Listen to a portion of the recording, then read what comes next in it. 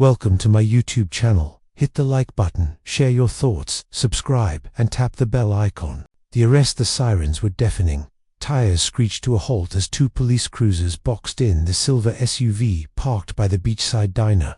Tourists turned their heads, forks frozen mid-air, watching like it was a show. Inside the SUV, Jaden's chocolate milk sloshed onto his shorts as the sudden stop jolted him forward. His sister, Amaya, clutched her sketchbook, eyes wide. Their mother, Nicole, turned toward her husband with a quiet, terrified whisper. "Jordan, what is happening?" Jordan kept both hands on the steering wheel, calm, steady, unshaken. His jaw clenched, but his voice was low. "Kids' hands where they can see them now." Two officers approached, guns drawn. One was already shouting, "Driver, step out of the vehicle. Now, do it slow." Nicole was shaking. "We didn't do anything. Why are you doing this?" The officer didn't answer. The other, younger cop, had his finger twitching near the trigger. His eyes bounced between the family members like he was waiting for someone to blink.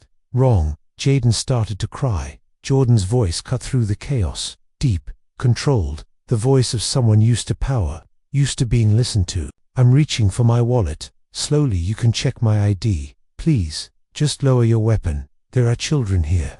The older cop didn't budge. "We got a tip about a stolen vehicle. You fit the description." Nicole's voice cracked. "Because we're black, ma'am. Step out of the car." "Where are your body cams?" Jordan asked. "Step out now." The next 3 minutes blurred. Jordan was pulled from the car and thrown to the pavement. Handcuffs snapped onto his wrists. Nicole screamed as two officers yanked her door open. Amaya dropped her sketchbook, trying to reach for her mother. Jaden had his hands in the air, sobbing. Onlookers started filming. Phones popped up. Some just watched, but no one helped out when they shoved Jordan into the back seat of the cruiser.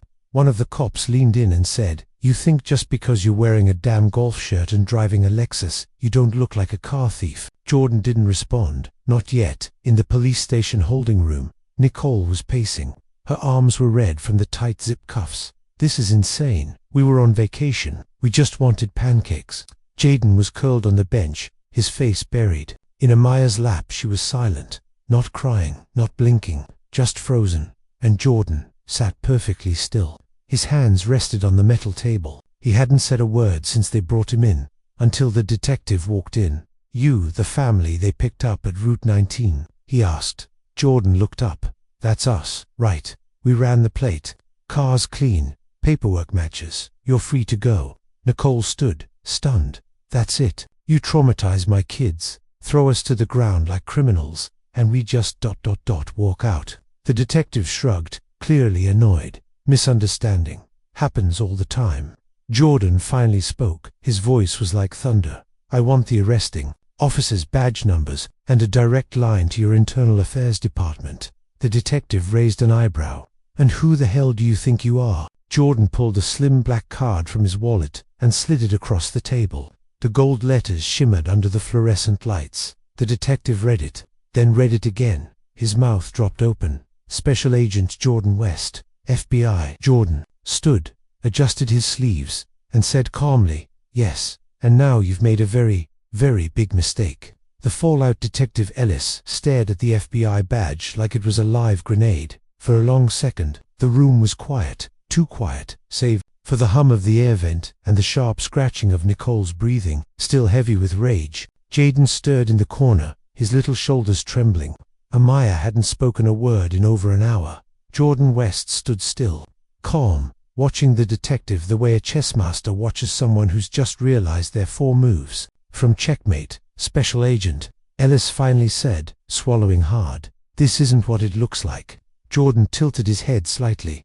"Really? Because what it looks like is my wife and children being threatened with deadly force on a family vacation. It looks like me being thrown to the ground without cause. It looks like racism dressed up in protocol." Nicole stepped forward, her voice trembling but fierce. "My son peed himself in the back of that police car. My daughter hasn't said a word since you zip-tied her hands. And you want to say it's just a misunderstanding?" Ellis reached for the badge on the table as if it burned. "I didn't look. I didn't authorize the arrest. Those were beat cops responding to a call. It wasn't. Racial Jordan held his gaze. "Then where's the body cam footage? Where's the call log? Where's the stolen vehicle report?" You said justified the stop. Ellis cleared his throat. We're compiling that now. There may have been a clerical stop. Jordan cut in. You're scrambling, I get it, but it's already too late. Nicole turned toward her husband. Jordan, we're not just going to walk away from this. We're not, he said quietly. But we're not doing it in this room. 2 hours later, hotel room 402, Jaden was asleep in one bed, curled up beneath the thin blanket, his stuffed bear clutched tight against his chest. Nicole sat at the edge of the other bed, rubbing her forehead, eyes red but dry. Amaya sat near the window, knees tucked into her chest, staring into the twilight outside.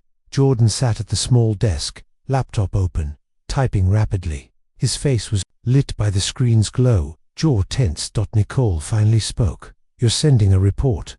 Internal Affairs, my field office, Justice Department, Civil Rights Division. And he paused. The media. She blinked. The media. He turned the laptop so she could see the subject line. FBI agent and family detained by local police. Racial profiling incident. Nicole stared at him, then nodded slowly. Good, she said. The next morning, social media stormed by 8:47 a.m. The story was live on 2 local blogs and 1 national watchdog Twitter account. By 10:15, it had reached the front page of Reddit. By noon, news anchors were saying things like disturbing cell phone footage out of Florida. And FBI confirms involvement in profiling case. Video clips shot by bystanders showed Nicole shouting, Jaden crying, Jordan being shoved to the ground, and one cop muttering, "You people always got an excuse." By early afternoon, #vacation while black was trending nationwide. The police department went quiet. No statements, no tweets, just silence. Inside the police department, Captain Marla Devlin slammed her office door shut and barked at her assistant. "Get me Officer Reagan and Officer Byrne, now." She was furious, not because of what had happened, but because of who it had happened to. An FBI agent. They hadn't just arrested someone's dad. They had arrested a federal agent who understood the system, had access to oversight, and worst of all, had a direct line to the media. She rubbed her temples and cursed under her breath. Meanwhile, FBI field office, Atlanta Agent Marcus Green, clicked through the photos on his screen. He'd known Jordan for 10 years. They weren't best friends, but they were brothers in the badge. What he saw in the footage made his stomach churn. He picked up his phone. Director Adams. "Yeah, I just forwarded you the link." "No, this isn't a joke." "Yes, it's that Jordan West. He and his family were profiled and arrested in Clearwater. Get this, they even cuffed his kids." A pause. "Yes, sir. He wants it escalated. And honestly, he deserves it." Back in the hotel room, Nicole scrolled through the avalanche of comments. Some were supportive. Disgusting behavior by the police. Fire them all. The fact that this man had to pull out his FBI badge to be treated like a human is sickening. Some were not should have complied and stopped whining. This story smells like a setup. Another BLM stunt. She tossed the phone down. Same cycle. They'll apologize, spin it, and move on. Jordan turned to her. Not this time. He opened a secure encrypted chat on his phone and typed a short message. Need to trigger the fallback file. Uploading now. Label. West_incident_CPD. Nicole raised her eyebrows. Fallback file. Jordan nodded. I've been collecting data on police misconduct for 5 years. Video, testimony, unreported incidents, internal patterns. I never planned to use it, unless it happened to us. She stared at him. You built a case file. I built a bomb. The pattern. The rain fell steady and cold that morning, soaking the concrete steps of Clearwater City Hall, where 24 protesters stood with cardboard signs. Justice for the West family. Profiling is not policing. Black while vacationing shouldn't be a crime. A teenage girl held a phone on live stream. They slammed a federal agent to the ground.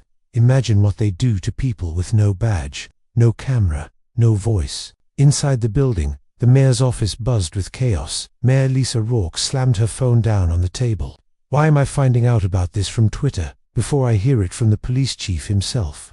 Her communications director, a young man named Tyler with sweat beading on his forehead, looked panicked.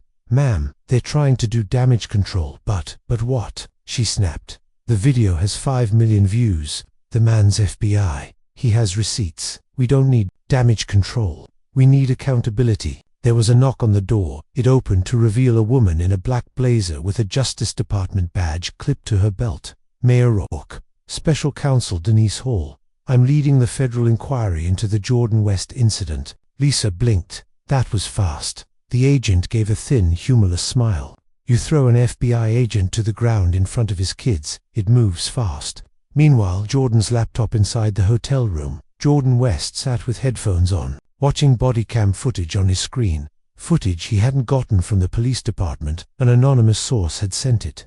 A link. A password. No sender. The file opened on Officer Reagan's cam. Jordan watched closely. The officers had no probable cause, no stolen vehicle call. They were driving by and thought the family looked suspicious. The entire stop was a decision made based on race, and the camera caught them saying exactly that. At one point, the younger officer muttered, "Black family in a Lexus at the beach." Yeah, okay. Jordan paused the video. The room was silent, except for the faint hum of the AC. Nicole stood behind him, arms folded. Someone inside the department leaked that, she said. They know something. Jordan nodded. More than something. Look at the file name. CPD_41 Reagan_Burke. That's a reference code. Internal. Whoever sent this has access. He opened a secure directory on his laptop. The one he'd been building for years. He dropped the file into it, next to dozens of others. Who were Burke and Reagan? Nicole asked. Reagan's the officer who threw me to the ground. He said. Burke's new. Nicole tilted her head. New. Jordan pulled up a spreadsheet, a quietly assembled list of misconduct claims in Clearwater. Some were internal complaints. Others were anonymous reports Jordan had collected over the years from local activists and whistleblowers. He scrolled until he found the name. Officer Thomas Burke. No public complaints. No disciplinary action. But he had transferred from a neighboring county 2 months ago. A department that had been under federal review for excessive force before he left. Burke was brought in quietly. Jordan murmured. Just after another officer retired under medical leave. I think they were cleaning house or covering tracks. Nicole sat down slowly, absorbing it all. This isn't just about us, is it? Jordan shook his head. No, he said, it never was. Back at the Clearwater PD, Officer Burke stood at his locker, expression tight, as he read the email on his phone. Subject, leak suspected initiate sweep. All internal records monitored. He looked up and saw Officer Reagan pacing down the hallway, red-faced and twitchy. They're gonna pin this on us. Reagan muttered. Burke shrugged. We did what we were trained to do. That guy's FBI, man, Reagan hissed. He's already in the media. Ears breathing down our necks. I heard they pulled your patrol cam from 2 nights ago. Burke's eyes narrowed. That wasn't even related. Yeah, well, doesn't matter now, does it? Burke closed his locker slowly. You think they'll cut us loose? Reagan didn't answer. His silence said enough. Later that night, hotel room. Nicole was braiding Amaya's hair in bed. It was the first time Amaya had smiled in 2 days. Jaden, now with his stuffed bear dressed in an imaginary superhero cape, climbed onto Jordan's lap. Dad, he whispered, were you scared when they took you? Jordan paused. That question had 1,000 answers. Yes, he finally said, but not for me. Then who? You, your sister, your mom. The moment they pulled that gun, all I cared about was keeping you safe. Jaden leaned into his chest. They were mean. They were wrong, Jordan corrected. But now they're exposed. Jaden looked up. What's exposed mean? It means everyone can see them now.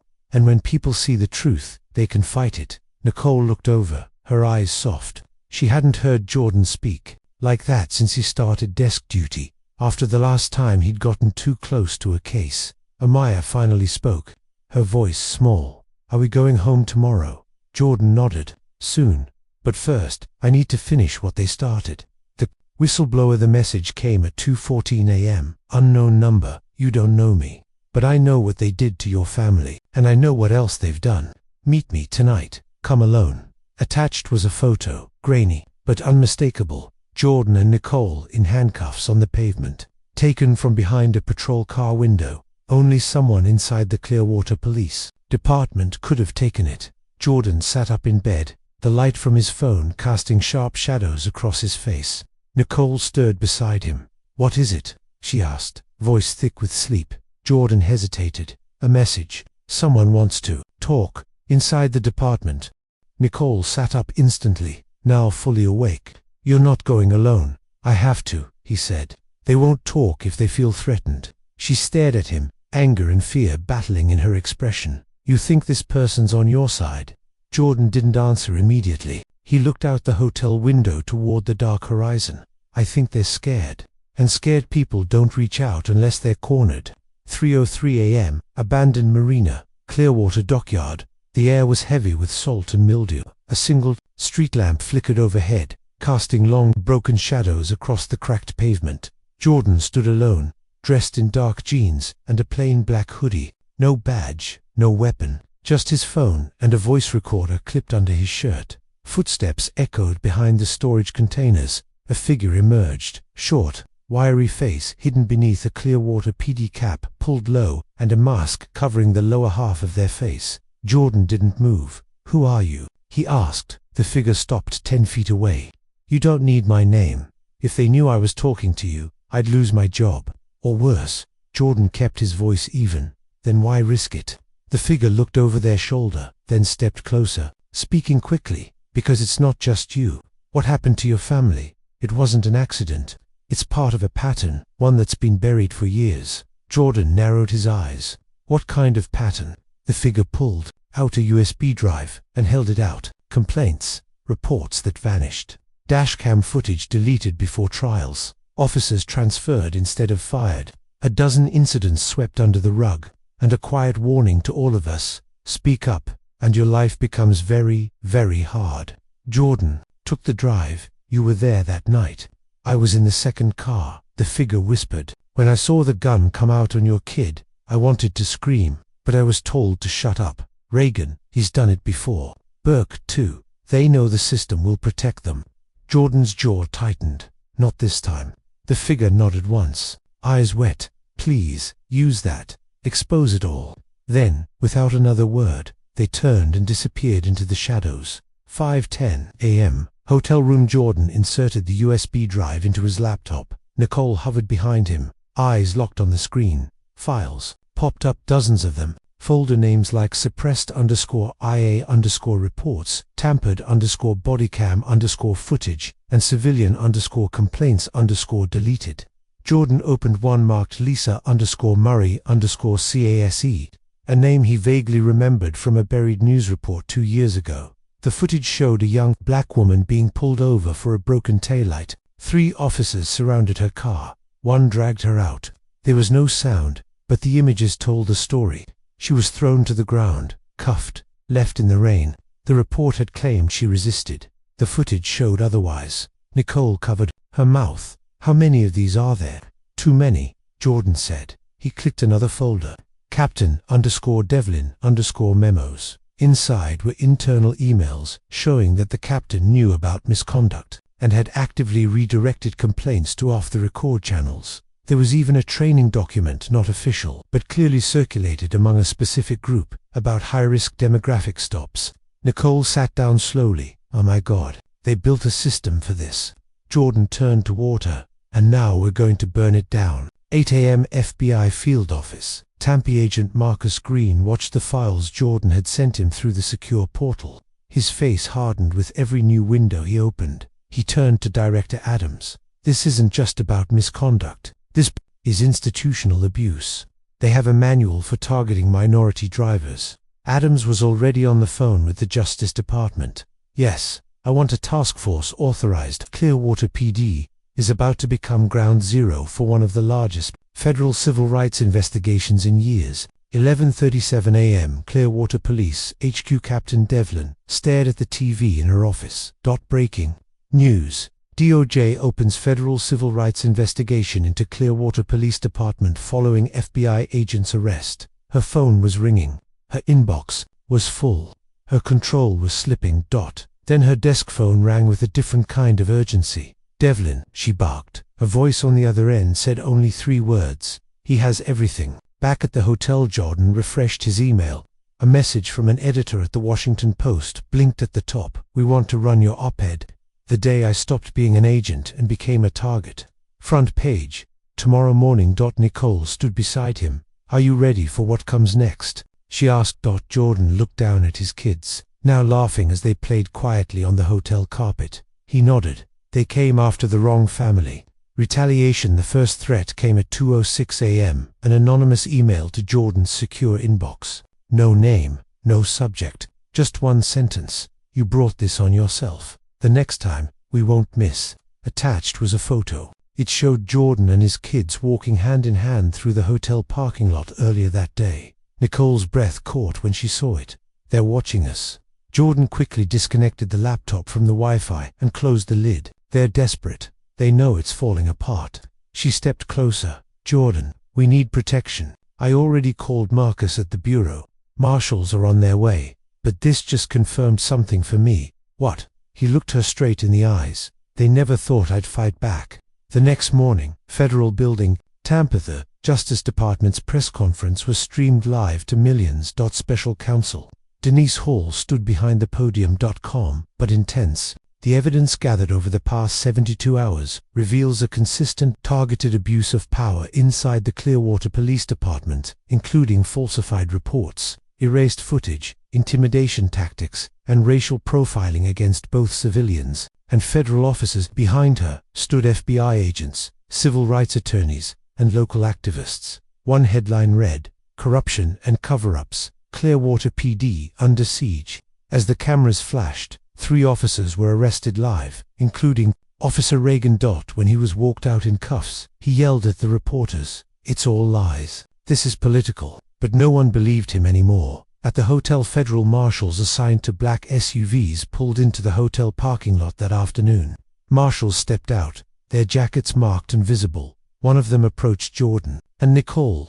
"We're here to move you. Safe house. Undisclosed location." Nicole packed quickly, quietly. She wasn't scared anymore, just done. She was done watching her children flinch when they heard sirens, done seeing her husband go sleepless, trying to download backups of evidence before someone hacked him. Jaden looked confused as they left the hotel room. "Are we going to jail again?" he asked. Nicole knelt and hugged him tightly. "No, baby, we're going someplace safe."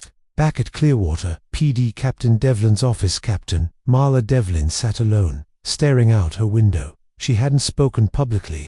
She hadn't responded to the subpoenas, but the walls were closing in. Her second-in-command entered the room. Quietly, "They're calling for your resignation." She didn't turn around. "Let them. We found something else," he added. Burke went off the grid. His patrol car was found abandoned 5 miles outside city limits. Her face turned cold. "He's going rogue," she whispered. 8:19 p.m. Safe house. The safe house was quiet, located in a gated property off a rural road. The kids slept upstairs, finally relaxed. Nicole made tea in the tiny kitchen. Jordan sat at the dining table, laptop open, eyes scanning footage. Suddenly, his phone buzzed. A new notification popped up from his external security feed. Motion detected. Byte perimeter camera. He opened the app. A figure moved near the back fence, blurry, distant, but familiar. Nicole came over. "What is it?" Jordan narrowed his eyes. "That's Burke. 10:03 p.m. Local Sheriff's Radio. Dispatch Unit 7, we've got a call from federal marshals. Possible breach at their safe house. One suspect, armed, white male, 6'2", last seen heading northbound on foot." Burke had evaded the perimeter sweep, but not the cameras. Back at the safe house, inside the storm, Jordan grabbed his phone, quickly alerted the marshals stationed outside. Within minutes, 2 agents swept the backwoods. Nicole kept the children upstairs, holding Amaya close while Jaden clutched his bear. Jordan opened a closet and retrieved his FBI-issued sidearm. He hadn't drawn it in years, but tonight, he might have to. One of the marshals returned. No contact, but he left something. They handed Jordan an envelope. Inside was a single photo of Officer Burke's family, 2 children, a wife. On the back, handwritten in block letters, "I had something to lose to." Jordan's jaw clenched. This man's not just scared, he's spiraling. The next morning, FBI strike using the camera footage and cell phone pings. The FBI tracked Burke to a storage facility 20 minutes outside Clearwater. Inside the locker, they found files stolen from the department, photos, flash drives, a shotgun. Burke was planning something far worse than retaliation. He wasn't just covering his tracks. Agent Marcus Green said. He was about to blow the whole city open. 1:04 p.m. Nicole's statement live interview. Nicole finally spoke to the press. We weren't just arrested, we were broken, humiliated. Our children saw us treated like criminals because of our skin color, but we're still standing, and we're not going away quietly. Her voice trembled, but her words were strong. This isn't just a scandal, this is a mirror. Look into it, America, tell me what you see. The clip went viral, over 10 million views in 24 hours. Jordan watched it from the safe house, pride swelling in his chest. Later that evening, a knock at the door. A federal agent entered with an update. Burke surrendered this afternoon. He wants to talk to you. Jordan stood slowly. Nicole looked at him, uncertain. Are you going to? He nodded. I need to understand the monster. That's the only way to kill it. The reckoning 3 weeks later. Federal Courthouse, Tampa. Jordan West straightened his tie in the mirror of a narrow courthouse restroom. He could hear the low hum of reporters outside. The marble halls echoed with footsteps. Nicole waited. In the courtroom, holding Amaya's hand, Jaden sat beside her, his tiny blazer wrinkled from fidgeting. Today was the day. The courtroom was packed. Press, activists, federal agents, and everyday citizens who had followed every twist of the case. The Department of Justice had named over 12 officers in its formal charges. 3 captains, including Marla Devlin, were indicted for obstructing investigations, falsifying reports, and enabling systemic civil rights violations. But the real storm was about to begin. Officer Burke had taken a deal, reduced sentencing, in exchange for a full confession and testimony under oath. Jordan entered the room and took his seat on the witness bench. Just as Burke was led in, shackled, thinner eyes hollow, there was no defiance in him now, no arrogance, just a man crushed by the weight of his own decisions. The judge turned to Burke. You may begin your statement. Burke's voice was quiet, but steady. I joined Clearwater PD thinking I could make a difference. But the truth is, I walked into a system already rotting from the inside. There was a file. We called it the Gray Folder. It listed names, neighborhoods, cars, a hit list of high-risk citizens, mostly black and Latino. We were trained to treat those names as threats, not people. He looked directly at Jordan.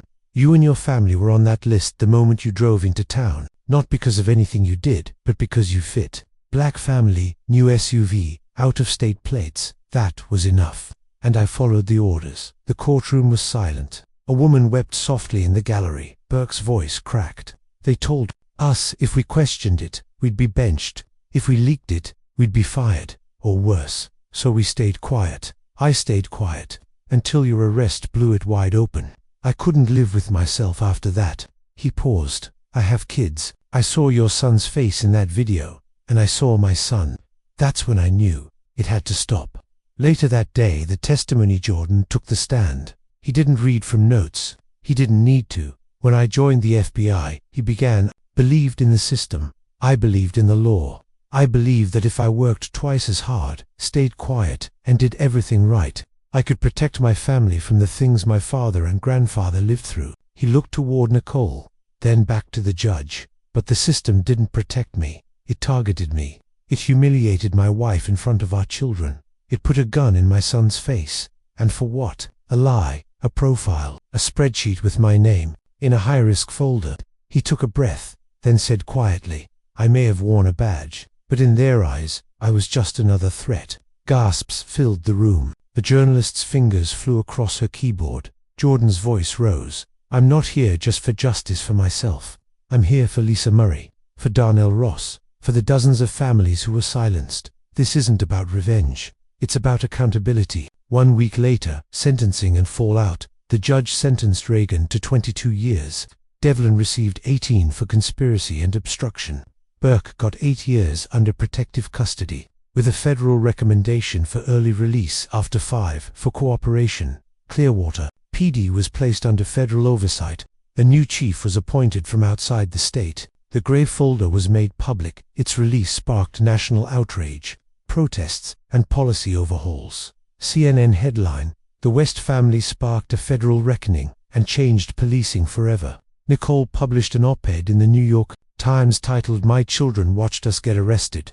Now They Watch Us Fight Back. Jaden's photo hugging his dad on the courthouse steps became the cover image for a national criminal justice reform campaign. 3 months later, back home, the West family returned home. Their neighborhood threw a quiet welcome gathering. Neighbors they hadn't even met before brought food, offered hugs, and said things like, "You changed something," and "You made us all braver."